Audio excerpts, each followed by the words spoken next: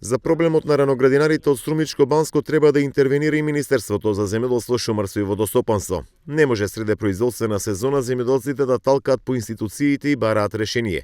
Вака смета Драги Памуков, кој го повика Министерството да најде решение и земјоделците да добијат водно право за користење на геотермалната вода. Министрот Љупчо Николовски уште денес или утре да излезе со тимот кој го има, да види во Министерство за економија, да види во Министерство за животна среда, кај се проблемите и да го најдат решението кој овие земјоделци да не талкаат по институциите, туку едноставно да се гонат работата на нивната ниви.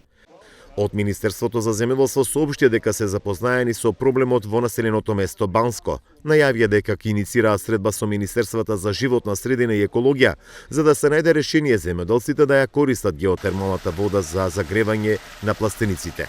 Министерството за земјоделство, шумарство и водостопанство ќе предложи на владина седница да се актуализира прашањето со цел земјоделците да не бидат оштетени. Нашиот предлог ќе биде да им се овозможи на земјоделците непречено да произведуваат, се до изнаоѓање решение за ситуацијата во кое ќе биде запазена и законската рамка, но да не биде загрозено земјоделското производство. Соопшти од Министерството за земјоделство, шумарство и водостопанство. Во Струмичко Банско има над 50 на хектари со пластеници под зеленчук кои се греат и наводнуваат од геотермалната вода.